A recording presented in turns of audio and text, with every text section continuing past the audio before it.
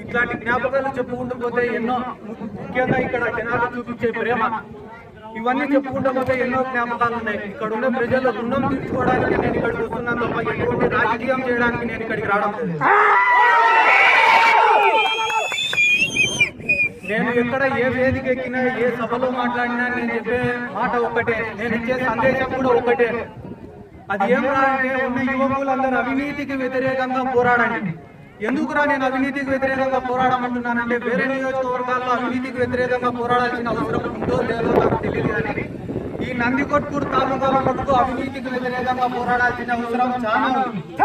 ఎందుకురా అంటే, ఇక్కడ ఒక వ్యక్తి ఎంతో మంది దోషుల్ని నిర్దోషులుగా చిత్రీకరించి, నిర్దోషుల్ని దోషులుగా చిత్రీకరించి కొన్ని వందల కోట్లు సంపాదించి చేసిన తప్పులు బయటపడతాయని చెప్పి వాలంటరీ రిటైర్మెంట్ తీసుకొని రాజకీయాల్లోకి వచ్చినాడు ఈరోజు.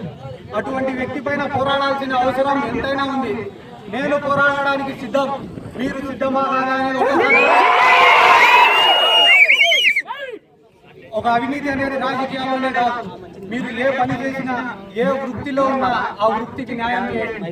ఒక డాక్టర్ అనేటోడు చక్కగా లేకపోతే ఒక పేషెంట్ నష్టపోతాడు, ఒక ఇంజనీర్ అనేటోడు చక్కగా లేకపోతే ఒక కాంట్రాక్టర్ నష్టపోతాడు, ఒక టీచర్ సరిగ్గా లేకపోతే విద్యార్థులు నష్టపోతారు.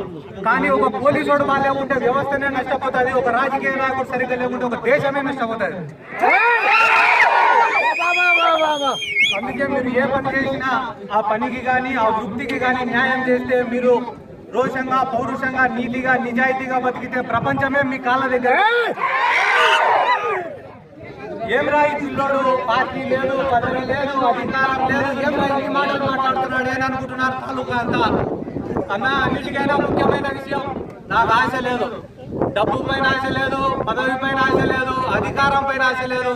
అన్నిటికంటే ముఖ్యంగా నా ప్రాణం పైనే నాకు ఆశ లేదు. ఎందుకురా ఆశ లేదంటే, అక్రమంగా నా కుటుంబం పైన కేసులు పెట్టినప్పుడే నా మనసు సగం చచ్చిపోయింది. నా కారణంగా, నా కుటుంబం కారణంగా నా తల్లిదండ్రులు 2 నెలలు ఇల్లు పెట్టి బయటికి పోయినప్పుడే నా మనసు చచ్చిపోయింది. నేను ప్రాణం కన్నా ఎక్కువగా అభిమానించే వ్యక్తే నన్ను రౌడీ షీటర్, గుండా అన్నప్పుడే నా ప్రాణం చచ్చిపోయింది. అన్ని చచ్చిపోయి ఒక రాయి మాదిరి బతుకుతున్నా. నేను 2 నిమిషాలు ఓర్చుకుంటే పోయే ప్రాణం కోసం నేను ఎప్పుడూ భయపడాను. నేను నా జీవితంలో చూడాల్సినవన్నీ చూసేసా. 3,000 రూపాయల బాడీ ఇంట్లో ఉన్నా, ఇప్పుడు సొంత ఇంట్లో బతుకుతున్నా. స్కూల్కు నడుచుకుంటా పోయినా, ఇప్పుడు కాలేజీకి కార్లలో పోతున్నా. గంజి నీళ్లు తాగినా, బెంజు కార్లలో తిరిగినా. అమ్మ ఒడిలోని ధైర్యాన్ని చూసినా, జైలు గోడల మధ్య నుండి రాక్షసత్వాన్ని చూసినా. మంచి చేయడంలో, 10 మందికి సహాయపడడంలో నాకు పోటీ రండి. ఆదరిస్తా, అభిమానిస్తా, గౌరవిస్తా, ప్రేమిస్తా. అంతేకాదు కదా, రౌడీజంలో, గూండాయిజంలో, ఫ్యాక్షనిజంలో నాకు పోటీ వస్తే మళ్ళీ ఎవడో వచ్చి చేయడానికి ఏమీ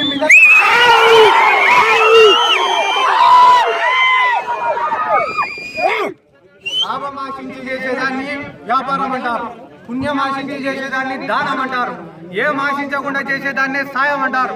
నేను సాయం చేయడానికి వచ్చిన, 10 మంది కోసం బతకడానికి వచ్చిన, 10 మంది దగ్గర రుణం తీసుకోవడానికి వచ్చిన, నాకు ప్రతి ఒక్కరూ సహకరించాల్సిందిగా కోరుకుంటూ, నాకు ఈరోజు మాట్లాడడానికి అవకాశం ఇచ్చిన ప్రతి ఒక్కరికి కృతజ్ఞతలు తెలుపుకుంటూ